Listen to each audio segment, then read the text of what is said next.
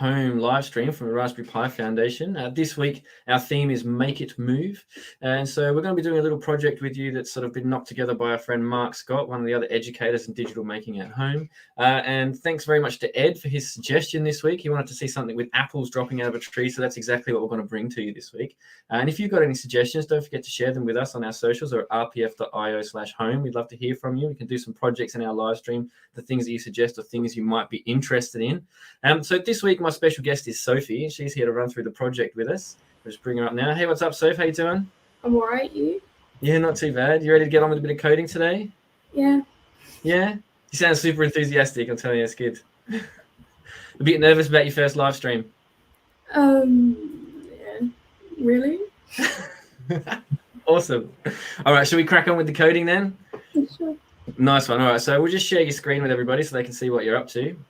So for those of you at home, you can get the starter project. If you head across to rpf.io/dm-apples, you'll get the project there and it will have the 3 sprites that you need. You can see there on Sophie's screen, she's got 3 sprites and a backdrop. So it's a nice, simple project to get started with today. And so let's just crack straight on, shall we? So Sophie, have you done much like Scratch and stuff coding before? I imagine you've got a bit of experience, right? I've done like a little bit. Awesome. And did you go to a code club to learn that, or did you sort of learn it at home or off your own back? It was like my first, like year 7. Nice. So like school code club type thing. Yeah. Nice. And do you do any coding in your own time outside of sort of like that sort of thing now? No, not much. Not really, but you come along to help us today, which is nice of you. Awesome, cool. All right, so we'll flick back to your Scratch project. The first thing we want to do, I guess, is we'll take that tree that's in the middle of our screen and we'll make sure that it always sticks to the back of our project, so it's never going to cover up the other parts of it. So if you want to make sure you got the tree selected, that's cool. So yeah, head across to our events. So yep, when our green flag is clicked, forever, and we'll make sure that it always goes to the back. So that's under your looks menu. Nice one, we want it to go to back layer. Sweet. Nice, and so that means it will always stay at the back. And then because we're doing this one as well, it's going to be tablet friendly this week. So we've got mobile friendly project going this week. We'll make sure that we can't drag the tree around. So in your sensing menu, you should find one that says set drag mode to not draggable. And we'll make sure that that's on our tree. Great. So all that means is, everybody at home, that if you've got your tree in the background, now that we've got it set to go to the back layer, it's forever going to be checking to make sure that your tree goes to the back of the screen. It's never going to cover your bear or your apples. And it's also making sure that if you're playing on your tablet, you can't accidentally drag the tree around the screen and mess up your game. Nice one. So we're already on our way. So if you want to click onto your apples next, I reckon we can put the apples into the tree. And these are a little bit more complex to do. But the first thing we want them to do is always come to the front of our game. So yet again, yep, started off, green flag. Under your looks, you'll have go to front. Yep, forever. Perfect.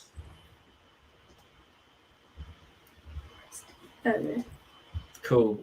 And so we're going to have it create a clone of itself. So rather than have that forever block, if you want to take that go to and clip it above it, and we'll throw the forever in the trash. And so, yep, drag it out. Perfect. Sweet. So we've got our apples. They're always going to come to the front of our project, which is where we want them. We want to be able to see them. We don't want them hidden behind the tree. And then how many apples do you want in your project? Grab a repeat block and throw the number in the top for the number of apples you'd like to see in your game. Let's do like 15. Yeah, sweet. 15 apples is a good number. And so everybody at home, you can put whatever number you want in this repeat block. It just means that's how many clones that the apple is going to make. So that's how many apples you'll get on the tree. If you put in 100, you'll get 100 apples. They'll all be nice and clustered together in your tree though. So 15 is a pretty nice, sensible choice. So if that's good. And then inside your repeat block, you should see one there that says make a clone of myself. This one? Yeah, that's the one. Slot it in. And then at the end, we want our original apple to disappear. So we want that one to hide, which again, yeah, under our looks menu. Perfect. Cool. So what we've got there, everybody, is like, again, we've got our apples. They'll come to the front. They'll make 15 copies of itself, and then the original apple will disappear because we only want the clones right now. And so let's make some code for when I start as a clone. So once we've got all the apples up on the tree, so grab a couple of those start blocks in our, from our events, which is when I start as clone. Drag one of those in. Okay. Cool. And so this code from here, everybody, this script is going to only access the clones that it makes. So this is how our clones are going to operate inside our game. So the first thing we want to do is to have them show up. So go for a show. Where is that? Oh, look. That's the one. Cool. And then we want them to go somewhere random. So you'll have it under your motions. There'll be go to random position. That's the one. Wicked. So what we've got now is we're going to have 15 apples, and they're all going to go to random positions. But the difficulty we're going to have is that they might end up in the sky or on the ground or in like rando places that we don't want them. So we've got to make sure that they're somehow stuck to the top of that tree. So to do that, grab a repeat until.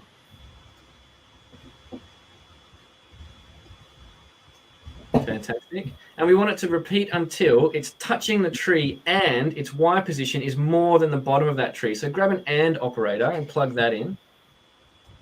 Cool. And then in your first one, you'll want the touching tree, which is under your sensing menu. It's like a weird gem-shaped block under the light blue menu there. And it'll say touching something else. We want it to be touching the tree. Cool. You can pull that down and we choose tree. Awesome. And then the other thing we want to make sure that we have is that it's above the bottom half of that tree. We don't want it to be hanging off the trunk because that would look weird. So the bottom of our tree starts at -45. So grab a greater than operator from the green menu.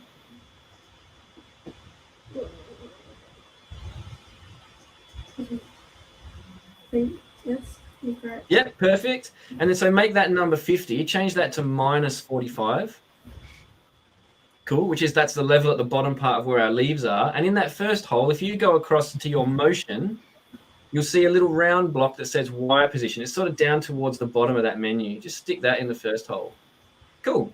And so the logic of that for the folks at home is that what we've got is your apple is going to go to a random place and it's going to keep changing place until it gets to a place where it's touching the tree and it's higher than -45. If it finds itself in a position that isn't one of those, it will disappear and reappear again until it's in the right place. So we're going to have all these clones and they're going to be popping all over the place invisibly until they all get to a place where we want them. And then they'll stop doing that. And so inside our loop there, we want go to random position again.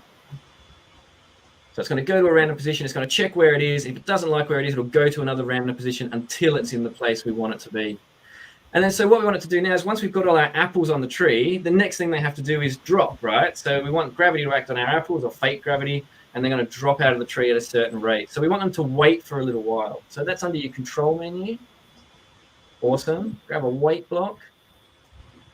And so, like, what do you reckon if you're playing a video game, Soph, what's a sensible amount of time to wait? I mean, you play a lot of video games. You know things happen pretty quick. You know when you're waiting 5 minutes. 30 seconds, maybe? Yeah, 30 seconds is a good upper limit. So let's have it choose something random, right? We'll do a random thing with an upper limit of 30 seconds. Awesome. Cool. And then whatever number you want to be your lower, like if you want it to wait almost no time, you can bang in a 1 or you can bang in a 3. That's perfect. Cool.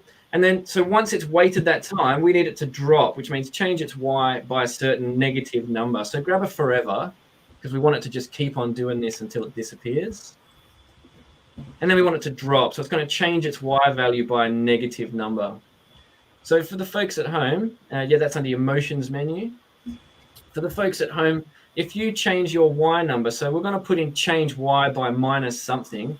If you put in a bigger minus number, like -10, -20, it's going to move really, really quickly. The smaller your number is, so like -1, -2, your apple's going to go pretty slowly. So what sort of number would you like to put in there, Soph? Put -2. -2, cool. That's a good starting place. And like we can always change that number later. If we decide it's not quick enough or it's too quick, we can just come back and change Y by -3. So if you click your green flag now, we can see what it does. We should get a bunch of apples that will just start falling out of the tree. There we go. And we wait a random amount of time and then the apples will start dropping. Awesome. Cool, there we go. A couple of them heading off. Nice. So we're well on our way, but we see the apples, they sort of, once they drop, they just hit the bottom of the screen and they stay there, which is like not really want them to do. So grab another when I start as clone events block. Cool. And we want it to sort of, this one is always going to be checking to see when your apples touch the edge. So we need a forever loop. And this forever loop will always means it's always checking the next things we're going to put in, because we're going to use an if statement. So forever, it's just going to keep checking to see if something is happening. So if it's touching the edge of our screen, we want that clone to disappear. So once it hits the bottom of our screen, we don't want it left sitting there because the bear will still be able to collect them. We want it to disappear if the bear hasn't got to it in time. So we're going to have if touching edge, then delete this clone. So inside your if block, you need a sensing block that says touching edge. Awesome. Make sure we got edge selected. Wicked. If touch edge, then delete this clone, which is under our events again. Cool. So give that a test, and we'll see if it hits the edge, and then they disappear.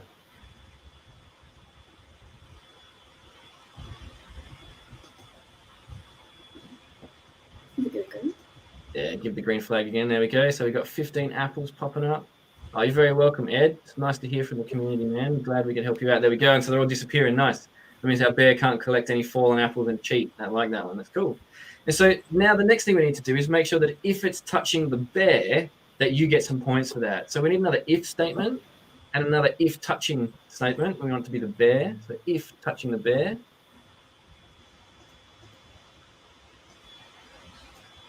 Wicked.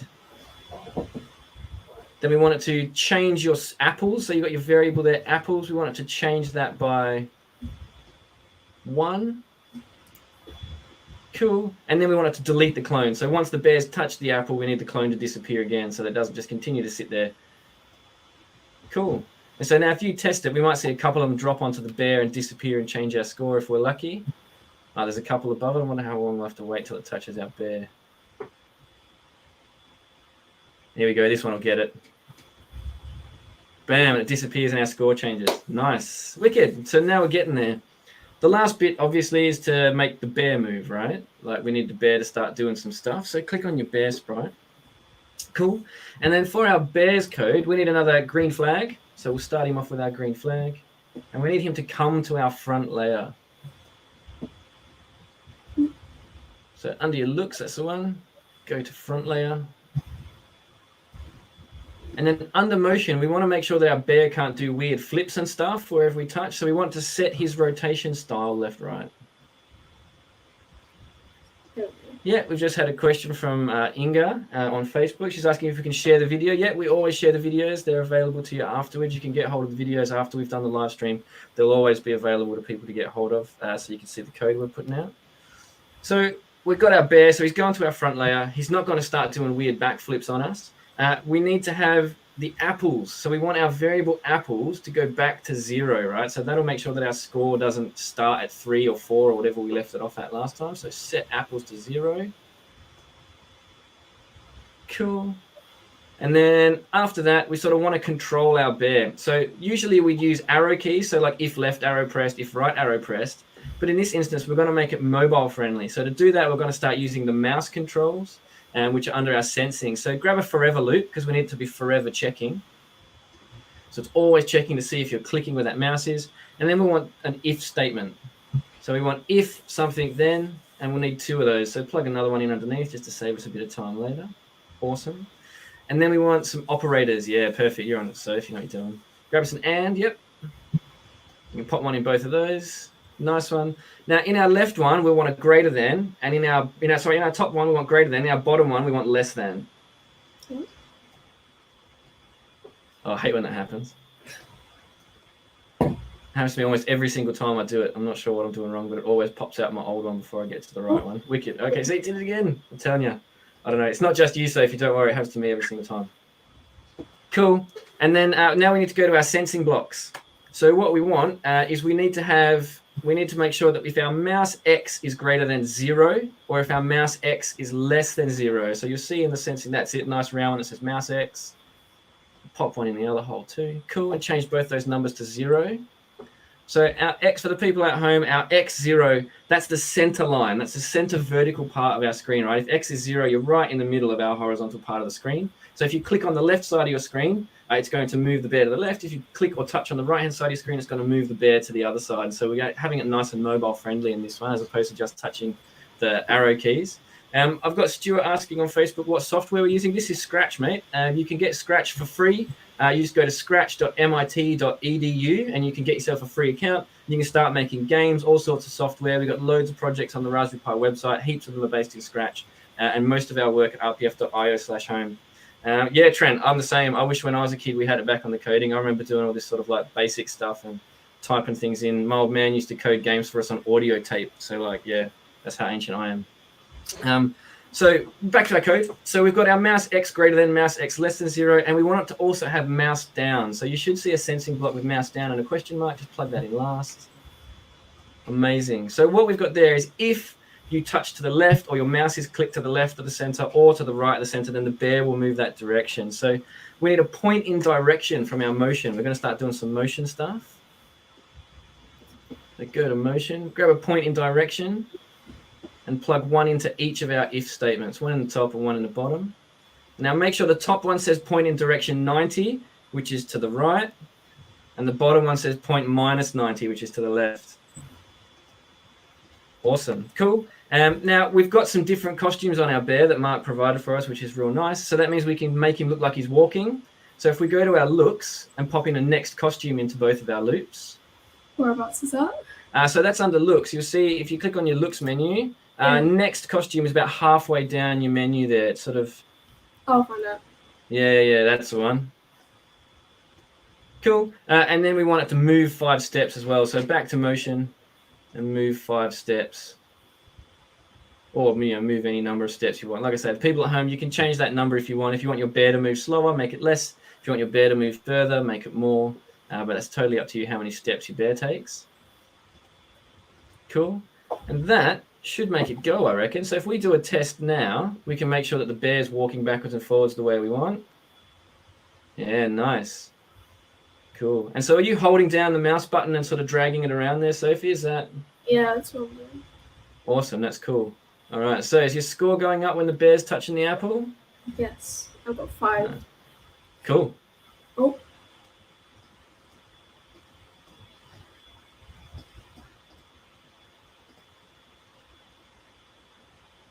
It works. Nice, that's awesome. And so from there, we could add some sounds. You could probably, like, if you wanted to import a sound, it was like when you ate the apple, we can do that now if you want to pop one of those in. Yes. So, yeah, so go across to your apple because that's where our apple scorecard is kept. There we go. So if touching the bear, we need to import a sound. So grab your sounds tab. Yeah. Up the top there. So above your menu, you'll see a tab that says sounds. So you'll have code, costumes, and sounds up there, a little grey tab above. That's the one. And then so down the bottom there, you'll see there's a little picture of a speaker. If you click that, you'll be able to import a sound from the library. There you go. So grab one you like.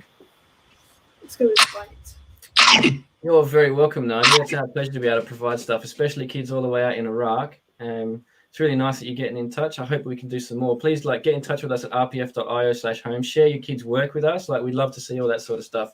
It's really nice to know how far-reaching our projects are and how many people we're sort of getting involved with in the pandemic while we're stuck at home. It's really nice. So you went for the chomp. Classic. Cool. So head back to your code. And then you can just grab that in. So start sound chomp and just plug that in under where it says change sound by 1. That's it. Yeah. That's the one. Perfect. And then if we start it up again, give it another test, we should get the bear making all sorts of chomp sounds once he eats those apples. Oh, the bear's disappeared.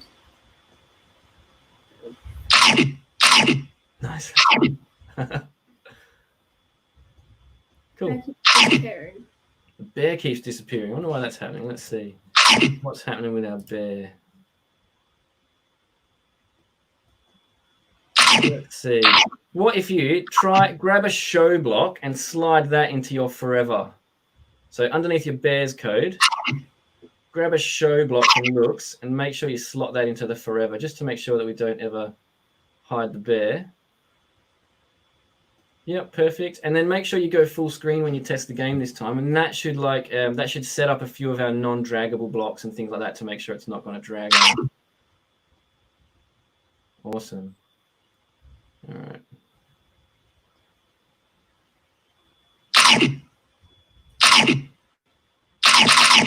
Nice. That's wicked. That's cool. We can change that. You can set the volume down. If you go back to your code, so if you put it out of full screen, head back to your Apple. So that's the one. And then so if you go to your sounds tab again, you'll see there's one that's sort of like towards the bottom of your purple block there that says set volume to 100. Plug that in above your sound. And then just set it to something less. Like if it's 2 times as loud as you want, set it to 50% or 30%. Just to make it a bit less ear splitting when you catch one of those apples.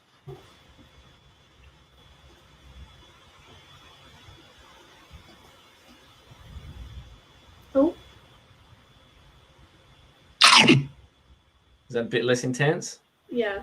The bed's Cool. being a bit funny. But... That's okay. That's because we're not in full screen mode, I'm pretty sure.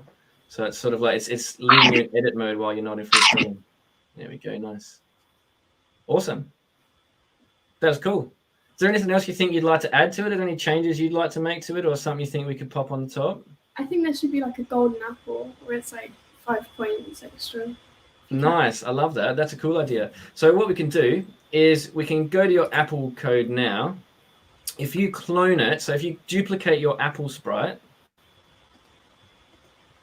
cool. And then so we can get rid of some of the code on this apple. Let's get rid of that. We can get rid of all the code because we don't want this one to clone. We just need a green flag. So all we wanted really was that apple sprite. So remove all the code from this sprite.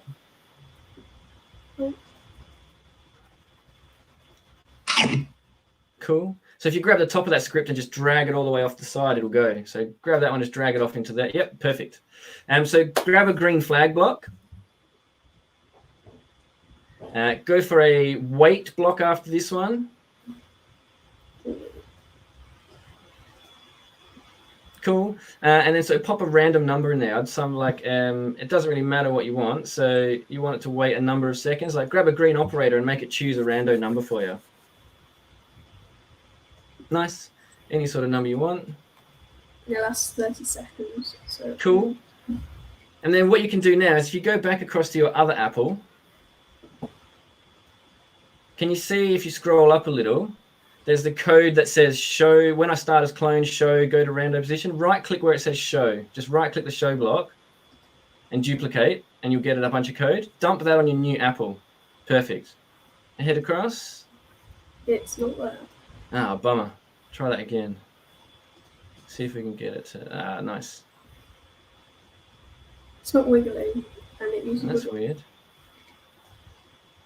Oh. There we go. That's cool. It's there. So click that to the bottom. So we just duplicated the code from our red apple. So it's going to go to a random position. It's going to make sure it's touching the tree. And then you could do all that sort of stuff. So this one here, I would go, so do you want to change its color to gold now? Go to its costume and color that in gold. Yeah. You said awesome. that's cool? Yeah, that's cool. That's a great color. And then paint bucket. Perfect. All right. It's made all So, gold. Oh, that's interesting. Why does it change them all to gold? Go to your red apple. That script's highlighted. You can throw that off the edge. We don't need that one no more. That's it. Okay, so we've got one red apple and a bunch of gold apples. That's all right. Let's test it and see what happens. So go back to your gold apple. Cool. Forever change Y by -3. So if you click the green flag, what happens now? Do we get a bunch of red apples?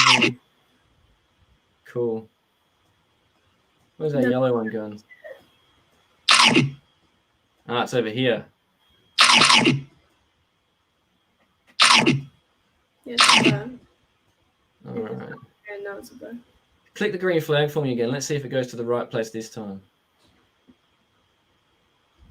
And one more time just to restart the game, see if it moves. It's always going to the same place. Why is it doing that?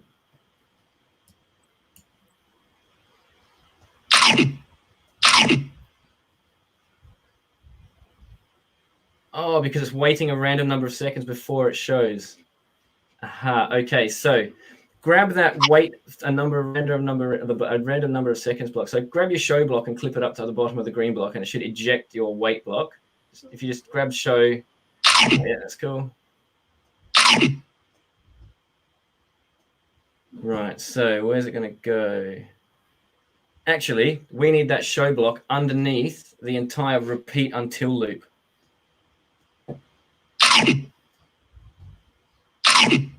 Yeah, cool. And then we can probably get rid of wait a random number of seconds at the top as well. So if you just grab go to and drag it up, it'll clip to that. That's it. Yep, get rid of it. Perfect. That works too. Cool. So it's going to do the random stuff and then go back to the bear. Okay, what have we got? So scroll down a little. Have we got if touching? Okay, so do another if inside the bear. So another if loop inside your bear, above your show block, another if then, Cool. And you want it to be if touching your second apple. So if touching apple 1. That's light blue sensing menu, that one. Perfect.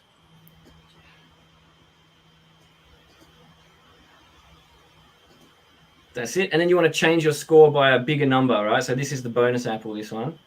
So we can go to, so we go to change variable by. So change apples by a bigger number than 1, anything you like. Let's go for 5. 5, nice. 5-point bonus apple. I love that one. So if touching apple 2, then change that by 5. That's cool. And then have we made sure that if the apple is touching the bear that it disappears? I think we have, haven't we?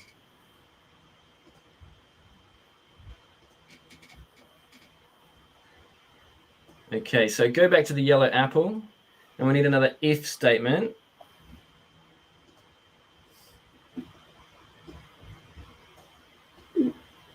Yeah, that's fine. You can put it inside your forever. That's cool. So pop your forever back up and pop your if inside your forever. Oh, this is getting... Cool, yeah, that's perfect. So if touching the bear... So yeah, back to your sensing. If touching bear, then you want it to hide. So under your looks menu, you want it to hide. Cool. So that should do it. So that means that once we run it, the bear should touch the gold apple. You should get 5 points out of it, and then it should disappear. Apples will start dropping any second. There we go.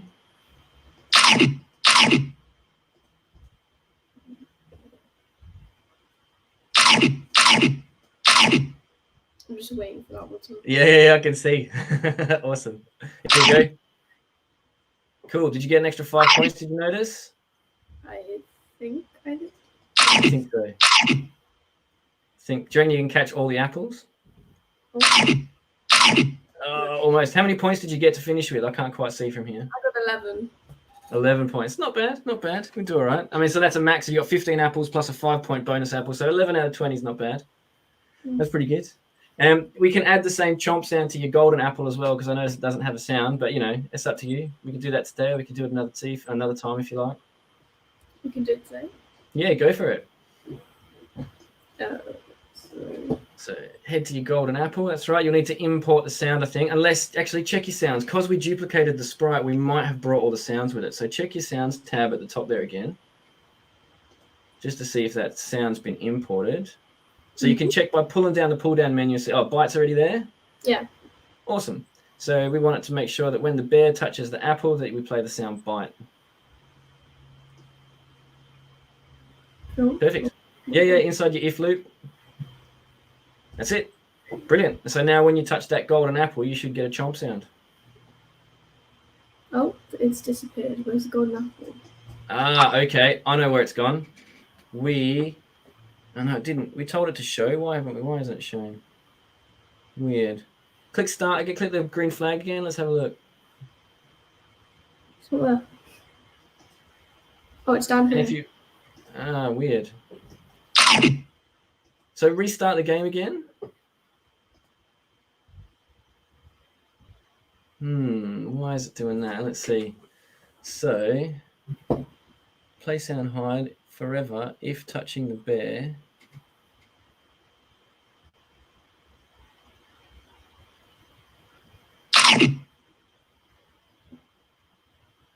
I'm not sure what's doing that. Let's have a look.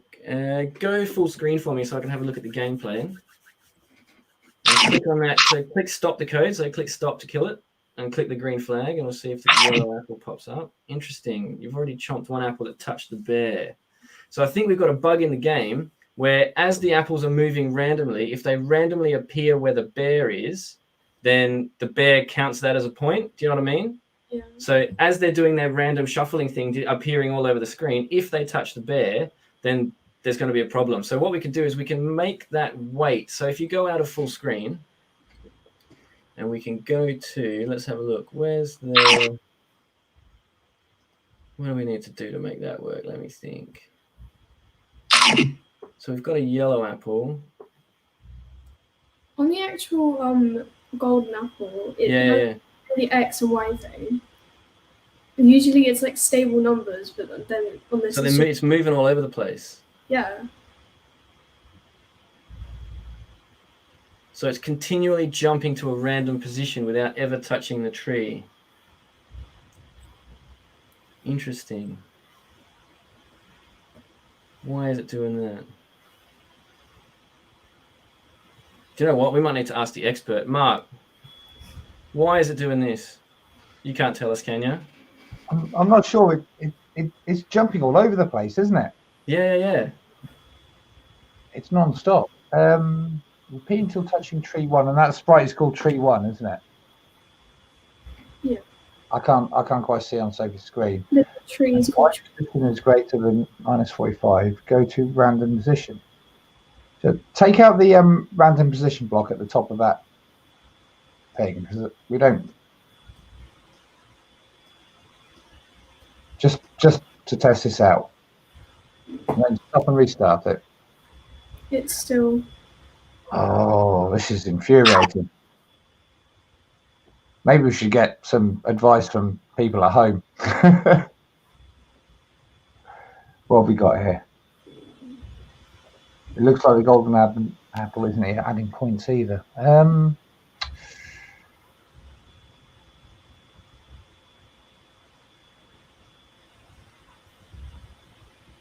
No, I'm stumped. I'm also stumped. It was working. It was working until you added the start sounds bite, wasn't it? Yeah. Is it because it's already changing y by -2? No, because it should continue to go to its random position till it finds a place that it likes, and then go down with the rest of the script. Yeah, Mark, so take the sound out. Let's see what happens. I can't see how that would make a difference, but who knows? It might do. Green flag it? No. Put the random position back in. I just told you to take out again, Sophie. So make another. Wait. Where is it? Are there any other code blocks hidden in the canvas? I don't think so. We haven't added any to it. We can try. Just right click, Sophie. Right click anywhere on the screen in your code thing and do. Oh no, there's no other code blocks there. It's not asking us to sort. There's nothing there. I'm stumped, I'm afraid, guys. Yeah, I can't work out why it's doing this either. I mean, the code's all sensible, right? There's nothing on the bear that's causing us the problem, is there?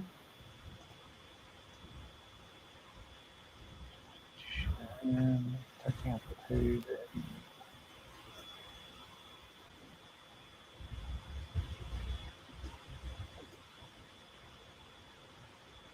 No, I think we're going to have to come back to this. If you go to the gold apple quickly, Sophie, pull out your repeat until block, and just leave it as go to random position. It stopped. Yeah, where is it? It's there. Read the blue. Oh, Rasmus. I'm pretty sure that's exactly it. The fact that the apple is hidden means it's not sensing the tree. Okay, so if you take your show block and put that right under the green flag. That was amazing. Yeah, that's it. Yeah, that's it. Now put it back. Yeah, put it back together. Now green flag it. There we go. Rasmus, you legend. Amazing. Nice. There you go.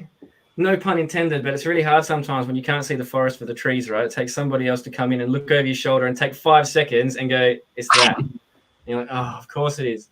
So like that's a nice lesson for everyone at home too, like real-time troubleshooting, nice. And that's the whole point, right? Is that like 90% of coding is debugging. Like you spend 10% of your time banging out what you think is amazing code, and then you try and run it. And then, you spend the rest of your time trying to work out what the problem is, right? It's like the only mystery game where you are the victim and the murderer at the same time. Cool. Oh, that was amazing. Thanks, Soph. That was really fun. I haven't had that much fun coding in a long time. So that was cool. I love that. Yeah, Nadia, that's exactly right. Yeah, well done, Sophie. That was brilliant. Nice one. So that was cool. Did you enjoy that? Yeah. That was yeah. Oh, yeah. Yeah, cool. Awesome. I mean, I'd love to have you back again if you're keen. Like, that was really fun. I think it's really nice to have you on doing cool stuff with us. It's not often we get young people to come on and do cool code with us live. And you threw a spanner in our works, which is awesome. I always love it when you do that. You come up, like when I'm working with kids and they come up with something that's like, oh man, I have no idea what's wrong with this. It's always fun to try and unpick those puzzles. That was brilliant. Nice one. Thanks, Soph. That was great. Great. Yeah, see, like everyone else at home thinks it was wicked as well. That was cool. All right, cool. So that was the Catch the Apples game. We were lucky. We got Mark to come in and help us. Like, he's the expert in those sorts of things. The man wrote the project, and we had a really nice sort of like spanner in our works with the golden apple. So yeah, hopefully we can do some more stuff like that. Like, if you enjoy doing these, we've got a lot more projects and videos at rpf.io/home. We love doing these streams as well. We're doing one every Wednesday at the same time. So please jump on, send us some messages, get in touch with us. It was really nice to have the community input today. I can't believe that Rasmus saved our butts on that one. I was just about to start pulling my hair out, I tell you. So that was brilliant, guys. We had Ed suggest the project for this week. So please, it's great to see our community starting to get more and more involved. Get in touch with us. Let us know what you'd like to see, things that we can make, things that you're interested in. And get in touch with us, rpf.io/home. And we'll see you next week, everybody. Catch you later. Thanks for tuning in. Bye.